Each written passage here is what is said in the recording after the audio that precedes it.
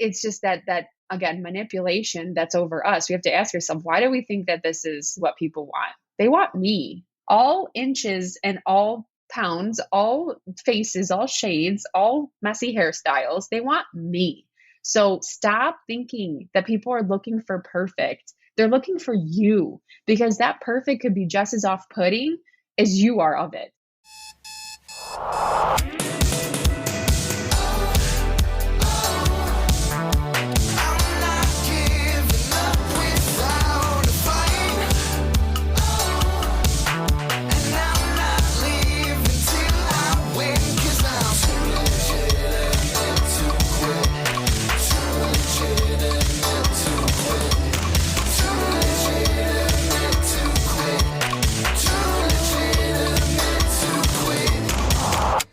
Welcome to Too Legitimate to Quit. Instantly actionable small business strategies with a pop culture spin. I am your host, Annie P. Ruggles, and my guest today is the marvelous Dana Magnus. Dana Magnus is the CEO and visual branding and marketing strategist of The Marketing Brand. She's also a speaker, community cultivator, intentional leader, and photographer. Efficiency and planning are her jam. She loves asking challenging questions for her VIP clients and those enrolled in the impact-driven marketing group to create breakthroughs about the way they show up. Along with a marketing plan that empowers them to create conversation, Dana also specializes in building connections that convert to clients the human way and deeply believes that all businesses can be used as a force for good.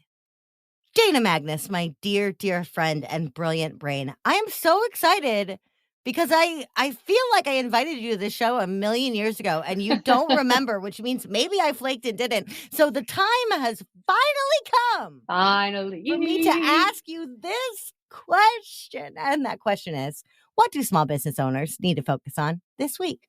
Well, hey, everyone. Okay, small business owners, please keep in mind that the focus of your week really needs to be around, showing up in full as your next level. So this isn't faking it. I was going to say, this isn't faking it till you making it. It's just kind of putting your vision into action. And I think that's like such a fun way. Like if you want to eat the fancy dancy breakfast because you think that's what you're going to think your CEO vision is for 10 years from now, just do it today. If you're going to tell your clients that, you're going to ask for 10% more money, do it today. Show up. Do it now. Now's the time. I love all of that because I think fake it till you make it works really well for emotions. Yeah. But not much else other than that. So like fake it till you make it is valuable in like and I've talked about this before, like on the show, like I have OCD. I have a history of anxiety and depression. And so for me, there are days when I'm like, I have to do a video today and I feel like absolute shit. Right. So in that instance, I'm like, I'm going to put my smile on and I'm going to make myself keep smiling. And then I'm going to do the video and I'm going to allow myself to enjoy the process, even though I'm cranky. And in that aspect, I will fake being happy and exuberant until I make it, because that is my natural state, as you well know. Right. But I gotta fake it back there.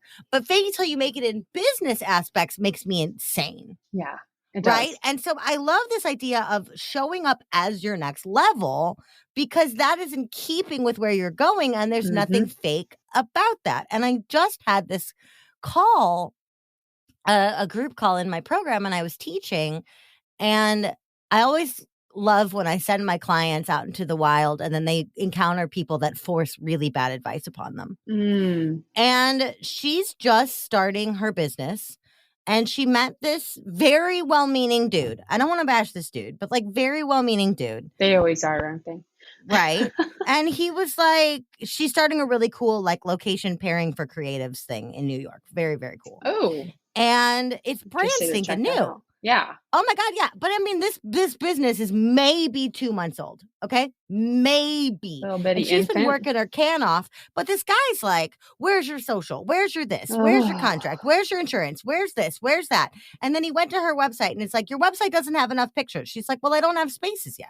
oh my gosh. And he's like, "Well, fake it." And she's like, "No, I'm not going to put a bunch of places that I don't have on here, because then if somebody goes to rent it, I have to say, oh, I'm sorry, that was just a stock photo holding Do space. I not would rather use just say stock space is photos. coming soon." Right? And I Yeah. was like, dude. And I told her the exact same thing. I was like, "No, I want you to lean into your instinct of being able to offer what you show. Yeah. And I would rather have you say beautiful spaces like this coming soon, put one picture up, and then Uh-huh. remind people that you need spaces. Yeah. And Yeah. then make sure it's super clear that this gorgeous bungalow looking thing is not something that you have access to." Like, Yeah. but this guy, super well meaning, was like, "Well, no one's going to take you seriously with this website." And I'm like, "Yes, they will, if you show them where you're going." So the homework I gave her was basically write the equivalent of a 30, 60, 90 that shows, this is when I'm going to start focusing on sites. This is when I'm starting to focus on insurance. This is when I'm starting to focus on social. And so that you can show exactly what you're showing, that CEO vision, to use your fabulous phrase. It's kind of Right? it's the issue of the manipulation, and that's the reason I got into marketing, because I'm an Enneagram 8 and we are the challengers, and we kind of have a little knack of being the natural manipulators of the world. So that is also, my biggest fear is being manipulated.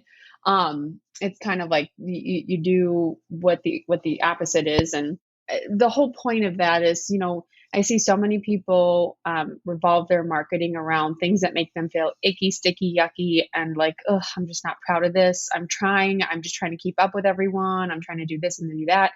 And at the end of the day, you're just manipulating your clients to think you're someone you're not, or that they're in the wrong spot. And they're going to find out. they always do. And they're going to catch you in that really complicated sales conversation when they're drilling you with questions, or you're drilling them with questions and can't keep up. And it's just please don't grow your business that way. So when you show up as your next level, you already believe it to be true. You believe it to be yours.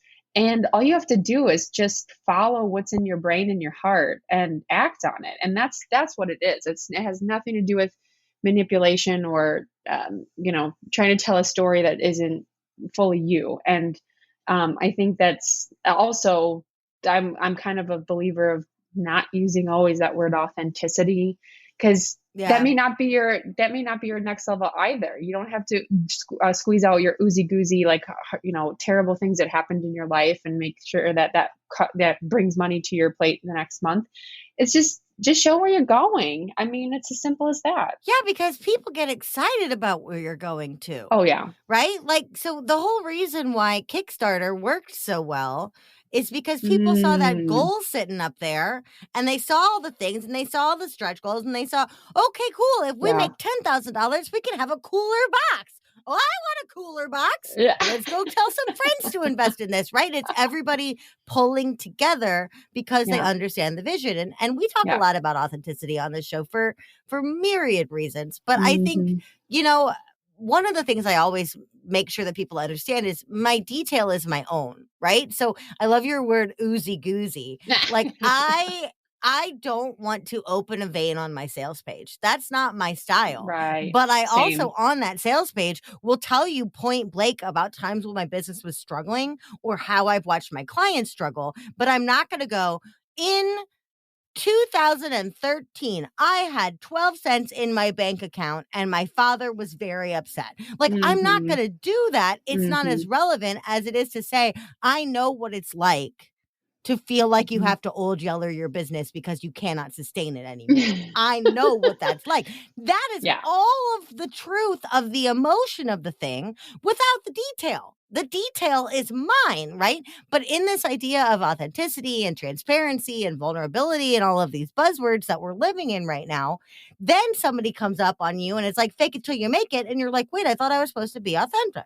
Yeah, exactly. And I'm particularly talking about showing up in all areas of your business. Like, do what you can with the resources you have, but also, I love this, just paint the trail. Like, I'm, as a mission-driven marketer, like, I'm a firm believer in marketing, not to sell stuff, but to build community.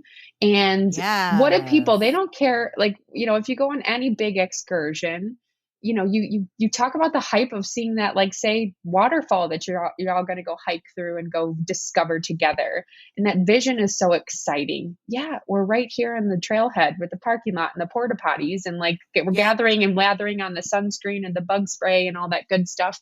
And we're just excited about, we're looking around, these people are going to come with me. It's going to be a great time.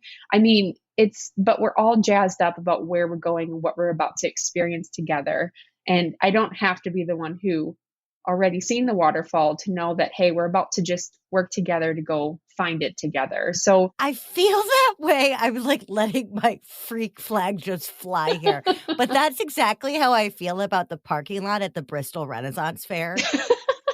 It's like, because oh my everybody God. drives in and there's a line and Yeah. you pay and then you park and then You get the everybody grass gets all there. over. Yeah. And then everybody opens the door and like giant wizards and Uh-huh. all of these beautiful adorned children Yeah. like climb out of the car, and like all of these people with these giant staffs and Makeup like and beautiful costumes and makeup and wings and da da da. And then we're all like, hey, car over, do y'all have any bug spray we can borrow? Oh, sure, neighbor. Right? But we all have this idea of like, we're about to go on an adventure together. Uh-huh. And we're in the pre-space, and so we're not going to talk about the fact that we're like, hey, your car, I think you dropped something. Are these your keys, Sir Knight? Right? Be careful of but my it's horn. it's that, right? It's Oh, I that got a tail. anticipation. It's that feeling and anticipation of like, we are all going somewhere together to realize our vision for our day, right? Yeah. And I think one thing that you touched on that I want to go back to before we dive into something else, because I think it's so freaking important, is you said, like, if you think that I don't know the exact example you gave, but you're like, I think you said something along the lines of, well, if your future CEO vision eats the fancy cereal, eat it today. Mm-hmm. And Yeah. I think that, I mean, I just signed up for a granola of the month club. I asked my best friend if she thought it existed, and she said, yeah, it's hipster enough. And I was like, that hurts, but it's also entirely true. So my CEO vision eats fancy Canadian granola. Yum. But I think part of it is so entirely true in that I try to squawk at people all the time that if you are a one person business or a very tiny empire, you are the number one resource you have. You are platinum, you are uranium, you are every single thing that you could need, right? But we don't, in times of stress in our businesses or times in stress of our lives, I think we lose sight of that part of the CEO vision. And it's not just about cereal, but it's about how you treat yourself. Like, I know for me, I had to promise myself that I would not show up on video without brushing my hair. That seems really freaking basic, but I'm on video all day, every day. Yeah. Right? And so sometimes when I'm exhausted or sick or I'm barely working that day because I got a million things to do, or I'm taking sort of a personal day because I can never take a whole personal day, right? Nope. Whatever. I had to promise myself, hey, I take myself seriously. I brush my hair before I get on video because you never know where that clip's going to go. And also, I want to show the person I'm talking to respect. And if my hair is a designed mess and they don't know me, they're not going to know that Helena Bonham Carter hair is my natural state. So they're going to be like, who is this crazy person? And why didn't she brush her hair? But that's just hair brushing. But for me, I was like, this is my promise to myself to treat myself well and take myself seriously simultaneously. How has that level of expectation or level of treatment sort of found you? How have you walked that line of taking yourself seriously and living beautifully in your CEO vision? And that's a really good question, because, I think that we all at some point in our careers may be working at the 9 to 5 or the job, and we think like, oh, well, that one day I get to own my own business, I get to do da da da da da, I get to have this, I get to have that. And guess what? The reason we don't have that today, a year, 2 years, 5 years, 10 years, 18 years into our business, is because we are not showing up for that vision. We're not giving ourselves permission to be that person that we once believed we could be, or the things that we could have. And so each month, I have a little workshop. Not little, it's a 2-hour workshop. It's beautiful, robust. Say, that ain't little. We got workbooks, we got community. It's fantastic. It's a little chunk of your time, but it's about capturing that. Where are you, and where are you going? Because we can go months and months and months without taking a inventory or looking in the mirror, I guess you would say, of our CEO selves. And if you're not facing that and saying, is this nirvana right now? Was this what I thought it was going to be? Step up. Why not? Like, why, if I was waiting to have that, awesome community and build that space, what am I holding myself back to? And it goes a little deeper, and we support you tons in that program. But like, at the same time, it's, for me, it's really showed up with time management. Like, I really wanted to have a flexible schedule, and I work, I think, twice as much as I worked at the 9 to 5. I mean, I saw so many more sunsets. I went on so many more runs. Like, I used to be a runner, and I haven't even, I mean, I'm literally on this show. Thank God this is a show for radio, because I'm icing my knee right now, because I tried to do a few like squats and I just totally busted my knee somehow. And it's like all these things. I'm like, this isn't my next level. This isn't me. And, I just sharing with you all, it takes one to know one. Let's do this. Let's start doing the things. Let's schedule in those running times. Let's schedule in absolutely no excuses. I'm going to watch the sunrise and sunset each and every day. That is what makes you feel good. Do those things, because guess what? This business will burn you to the ground if you are not putting yourself first. And I feel like we feel like when we reach that level of success, all of our desired behaviors will just come back to us as if by magic, right? So the day that you make your first $5 million, you will suddenly wake up in the morning and everything will align, and you will be taken out of your home and given a perfect running situation and handed new running shoes and said, Dana, go. It's like, well, yeah, if that happens, that's because you made that happen. Yeah, because otherwise the reality that's sad is that you make your $5 million and you're still going to go find those excuses to not do the things that bring you joy or the things that you envisioned, because you're practicing every day, not giving yourself those things. So, and we all know somebody like that. We all know a super successful business owner who hates their freaking life. Yep. Miserable as hell. Mm-hmm. Miserable as hell, owned by the business. And when you ask them how they are, and I'm guilty of this to some degree, not hating my business or hating my life, but if people ask me how I am, one of the first things I'll talk about is the business. I'll be like, I'm good. My podcast is doing really well. Like, okay, that's my job. Like, I am good. Right. We are fine. We are grateful to not have COVID. Like, let me talk about me as a person first before. Yeah. But I think also, like, when you encounter someone who is so miserably mired in their business and kind of stuck in their success, I don't mean stuck at their level of success, but I mean their success kind of eats them. Yeah. Right.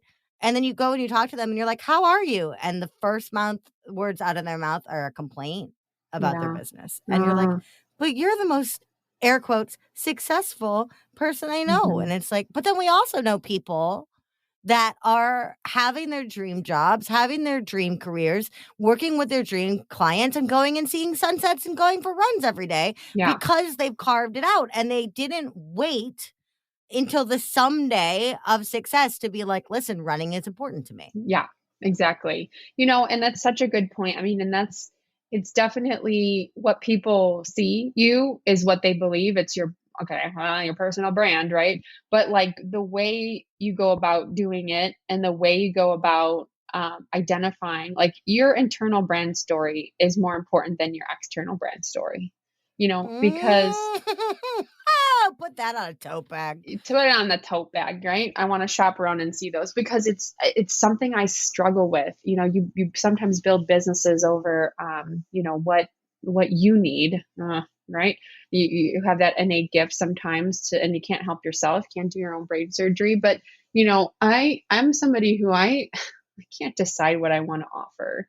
And I change my offerings all the time. People are so confused. And trust me, We've all been there. I am super vulnerable right now because my schedule changes, my just interest in things changes. I get bored. I meet super incredible people that I'm like, I can find out how I can help them just because I want to be their marketing strategist. So, but that hurts me sometimes, and so even just sharing to show up is I'm showing up as somebody who's clear in that, like I'm going to do the due diligence of every little day, like whether that's journaling or visualizations or something. When you're sharing the path to get to where you want to go, you automatically become that expert in that because people see you practicing every day, being on that journey, and that could be put into your marketing. And it's just it becomes what they believe you are. You are the person who is getting clear.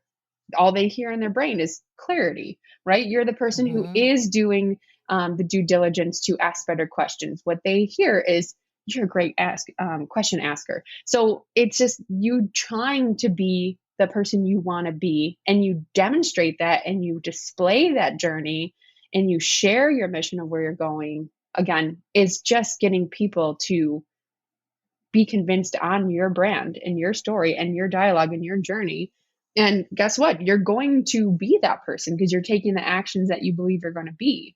And it's just so brilliant. So use the journey in your marketing. It's fun. It is fun. And also like I love that that tote bag quote. Your internal brand story is more important than your external brand story. I hear stuff all the time that's like, so I'm a runner, so what? And it's like, well, I'm not, it's not like you have to have your whole brand just be about running. But if you're looking for something to do on your damn reels, you may as well go for a jog and just talk to people. Yeah. Like, that's interesting, especially to other runners. They'd be like, this is my morning Dana running chat, right?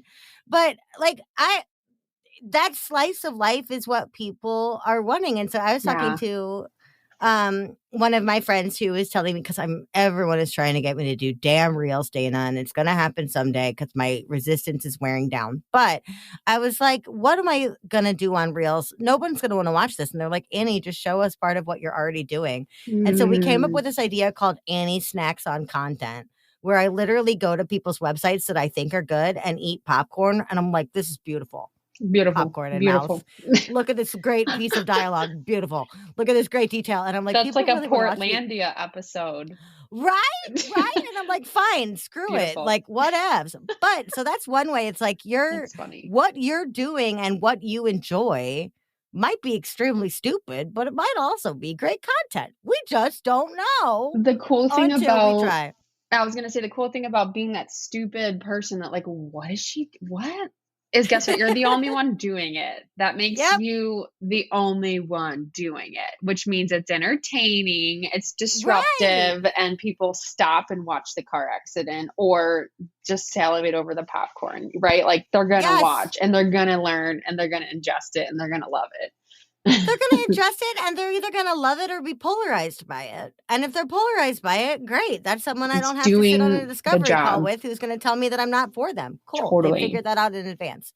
All right. Shifting gears very slightly before we go into our ridiculous pop culture section.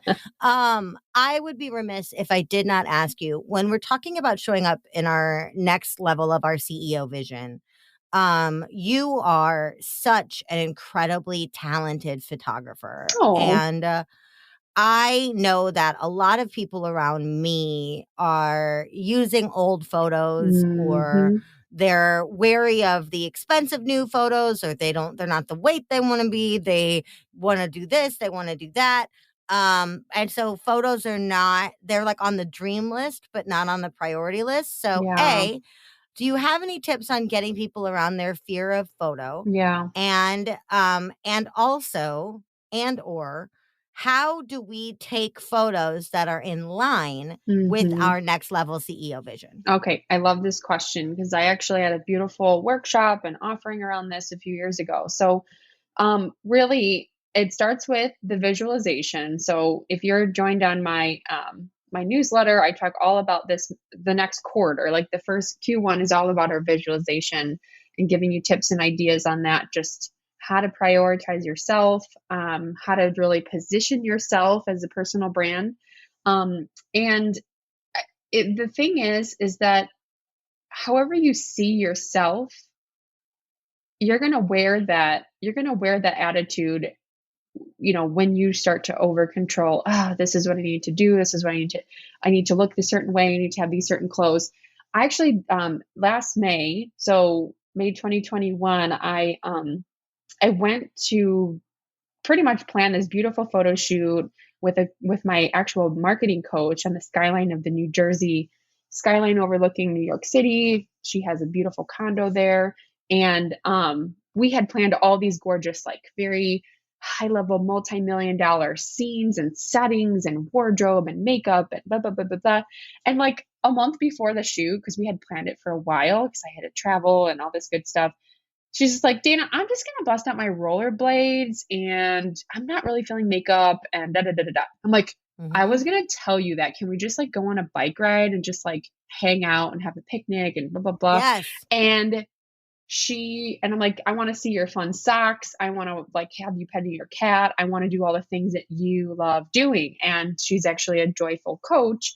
And like, all we did was demonstrate, because I was like, you don't sell corporate, like she's a multi-million-dollar business, but I'm like, you don't attract that. So like, I'm not going to take pictures of that. This isn't the Real Housewives shoot. Like, you're not trying to impress everyone with how glitzy you are. So like the best photos of her are like cozying up in her fuzzy blanket with joyful socks and lighting her incense in her office and like doing all these fun, joyful things. And that's a multi-million-dollar brand. So like whatever you think you have to do, because that's still her next level. But if you think you need to be comparing yourself to Kardashians or like whoever, and like, I hate that too. It's just that again, manipulation that's over us. We have to ask ourselves, why do we think that this is what people want? They want me. All inches and all pounds, all faces, all shades, all messy hairstyles. They want me. So stop thinking that people are looking for perfect. They're looking for you, because that perfect could be just as off-putting as you are of it. So stop it. You're my actual like real life friend. If one of us showed up perfect to an event that we were both at, like, what's wrong? I would go up to you in the bathroom and I'd be like, are you okay, sweetie? Something seems a little off. Like, you could show up like gorgeous in like a Chanel suit, get out of a Bentley and walk in and be like, hello, I am Dana Magnus. And I would be like, no, you're not. Okay? Have you gotten any sleep today? Did you get body snatched? Like, what is this? And certainly, and now that the Muppet in me is out, if I rein that thing back in, people are like, oh, are you having a depressive flare? I'm like, I never should talk about my mental health on the podcast. Now, every time I try to be serious, people think I'm sick. Like, no. That's just not me, right? So if I went and found a blue skirt suit and wore that in a very lovely leather chair, I would look like a paralegal, which I am not. Which you're not. Not that anything is wrong with being a paralegal. If you're a paralegal, get the best damn blue suit you have and sit in a great chair. Right. But that's not me. So my next photos, I promise myself I'm going to wear like tutus and stupid t-shirts. Oh my gosh. Because that's me. I love that so much. And just the questions that you'll be asked about like who you are it celebrates I usually tell people it's the name of the service is, like dream up your best day. Like we're going to go on a date with yourself that you want to. So like, let's go. If you want, like my coach, you want to bust out your rollerblades. Come on, chick, let's roll. Like, let's go. Yes. And that's the kind of stuff. It's like, if you show yourself doing that, I mean, for me, it would be running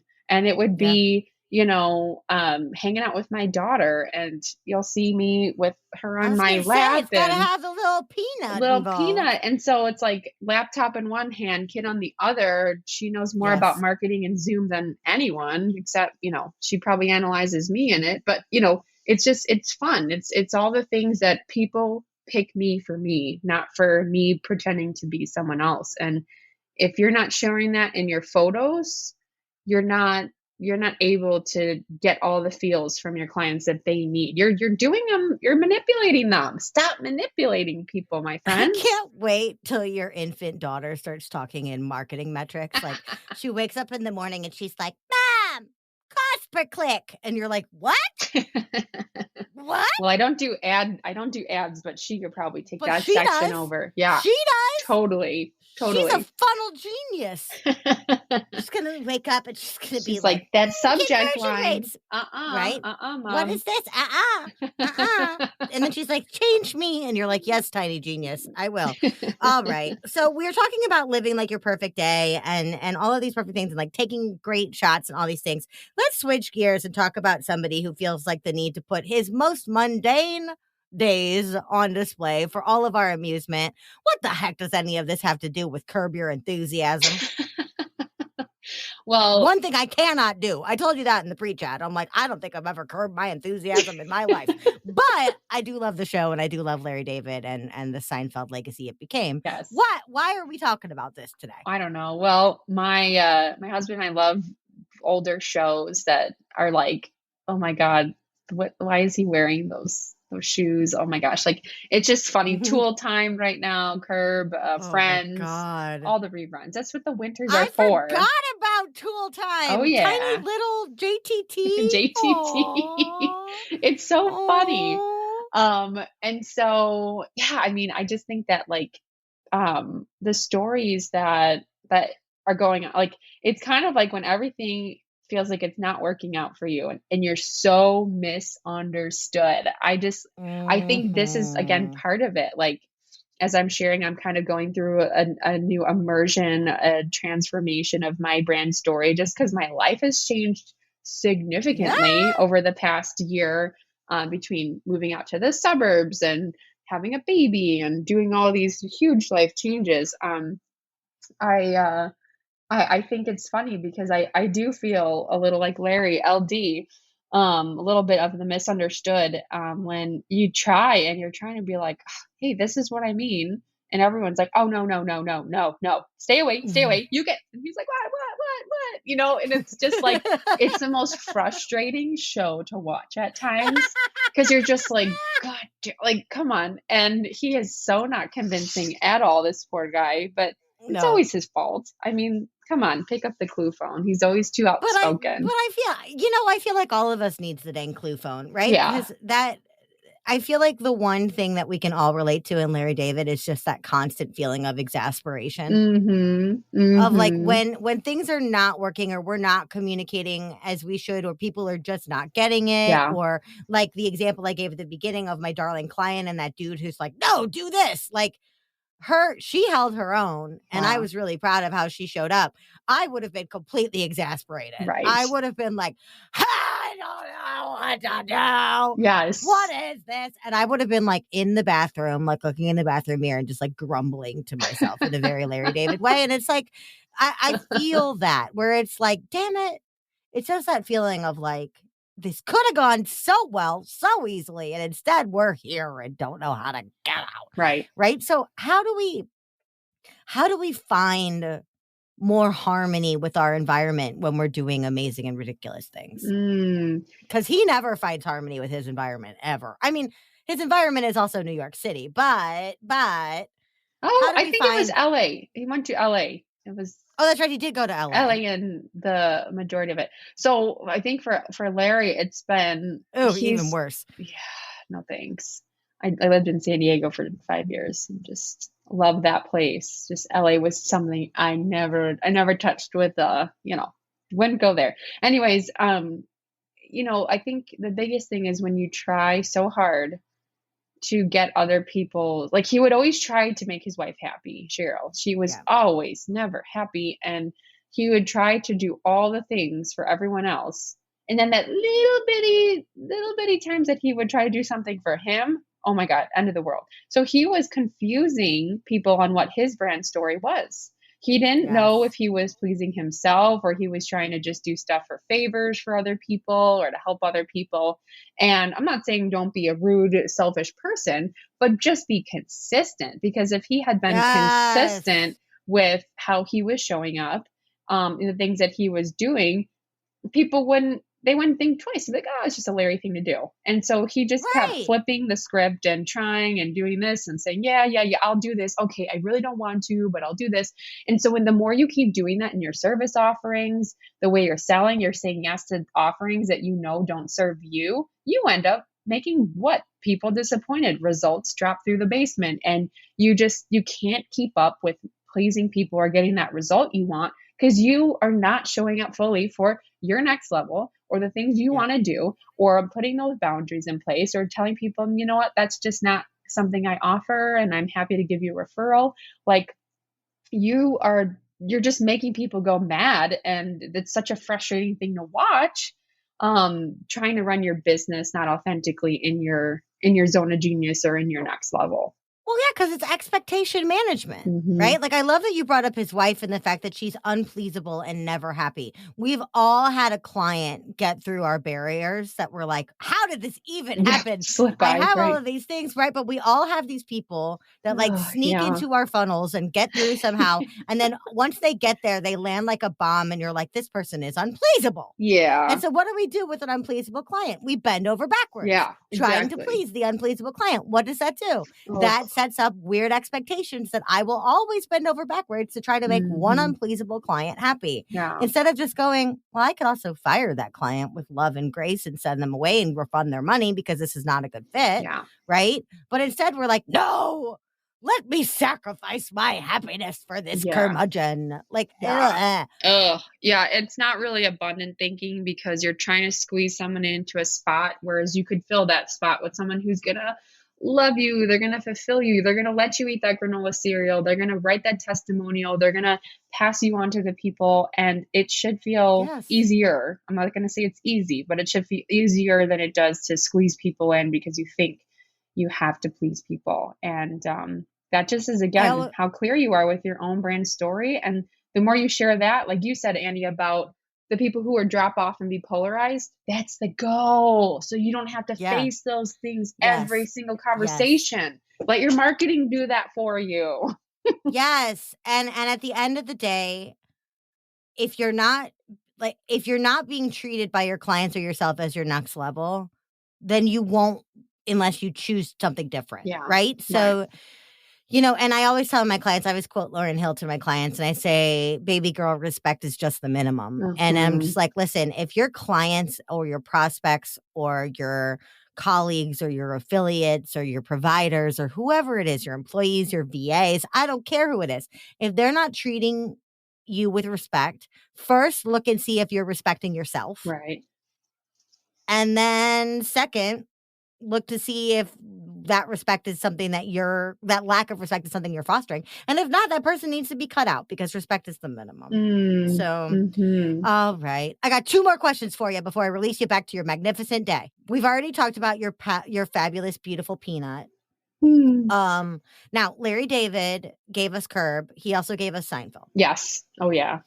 So if you are the Curb, your precious baby daughter is the Seinfeld. So my question is, we've already talked about her natural marketing skills from the womb and the fact that she'll be like a funnel maverick by the time she's, completely potty trained, which is just magnificent. But looking into the future of your CEO vision, your little baby has a spinoff of your business that delights you. What is she doing? What's her Seinfeld? Oh my gosh. Well, I don't know if I can predict that far, but I do know some of her innate traits are eating. This girl is a competitive eater, and she will just chow down. She's my little compost, on top of my compost, right? But no, I think it's somebody already at one. She's going to be one when we're recording this in next week. And yeah, I think that her little spinoff, her Seinfeld, would be, she's just such a go-getter. She's so motivated and so, like, what's the word? Determined. She has determination like I've never seen, to reach the top of the table and grab that remote, or she never stops. So maybe a lawyer. Food lawyer. Restaurant lawyer. Yes. Ooh. Yes. Lawyer who gets partially paid in fine dining. Oh, there we go. Yes. Or maybe she'll go the Chicago roots and she'll her fine dining will be like Portillo's. Whatever. Oh yeah. Hell yeah. Her future is her own. But I can't wait for that show. That's going to be great. In the meantime, with you and not with your fabulous baby, Dana, what's the best way for people to experience some of the workshops you talked about or come into your world? come on in. The CEO days are always, always open and free and exciting and supportive and filled with community. So CEO days is a workshop. Free? Yeah. Oh yeah. FREE if you need to write that down. So Free. we have we have them every month, just one. So you have to be there on time because we dive right in the minute we start. I don't care if no one's in there, we're starting already. So I believe on starting on time. And it's a great workshop on Zoom to really hone in on, like I said, we have a theme of the month. So we hone in on that topic. We brainstorm the last 30 days and we build out the plan for the next 30 days. We're getting intentional, we're getting clear, and we're getting focused. Best part is you get a little work time. So when I butter you up with all of your motivation and clarity, I said, go eat the frog, go get it done. So you leave having something checked off your, like you said, your dream list. So if it is to book that photo shoot, you already made that email introduction and you have it on your calendar, which is a huge step for people who are left to their own devices trying to work on their business. So come on in. I mean, I think that should be required homework for all of us. Yes. Everybody get your butt to this free magnificence. Dana, this has been magnificent. Thank you so much, my friend, for sitting down with me today. It's been a delight. Thank you. And thank you for using the word magnificent. That was like our wedding hashtag, what magnificent us, because it has Magnus in it.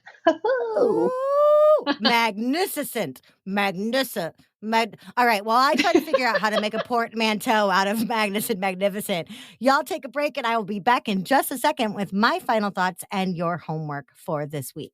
Magnificent. Magnificent.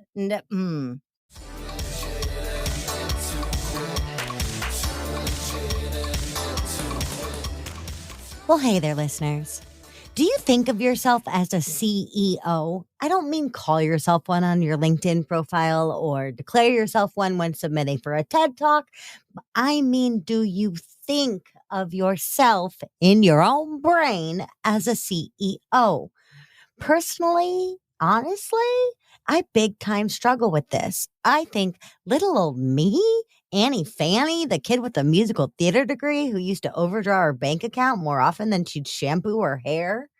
Annie Fanny, who used to cry every time she'd get rejected. Even now, Annie P. Ruggles, the person, the persona, the provider who works so hard and delivers so much and has a proven savvy small business owner, professional, pretty damn decent human, is great and fancy and all, but really? A CEO? It feels like a leap.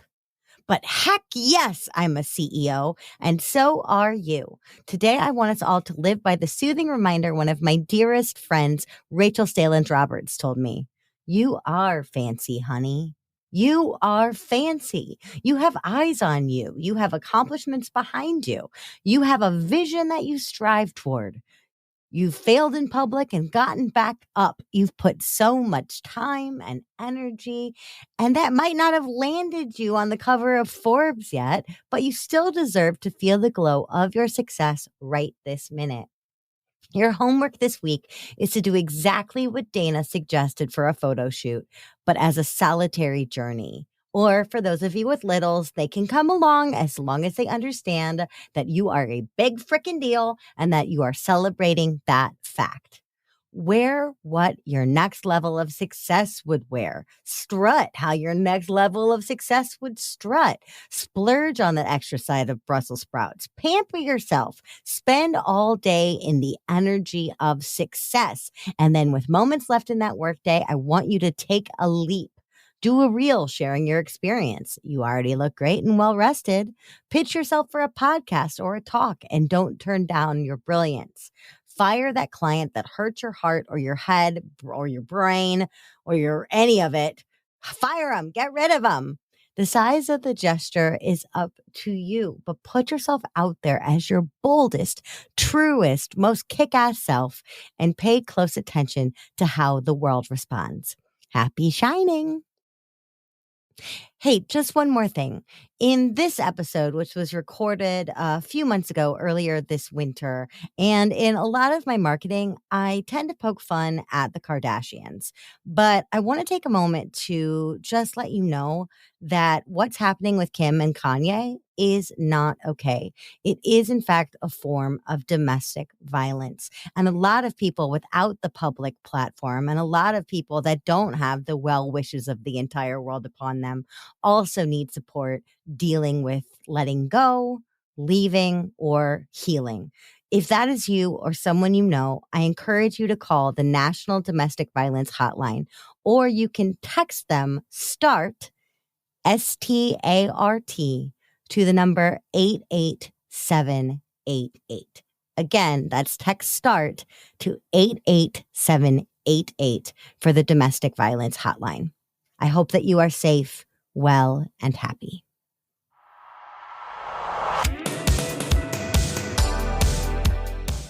Hey, thanks for listening. Too Legitimate to Quit is brought to you by the Non-Sleazy Sales Academy and me, your host, Annie P. Ruggles. Listen, we talk a lot about marketing on this show, and that's because I fully, earnestly believe that every dime and every moment we spend marketing is totally worth it unless we turn around and sabotage ourselves at the finish by refusing to sell and sell beautifully. Why? A lot of us have a misconception of what selling actually requires of us or who it needs us to be.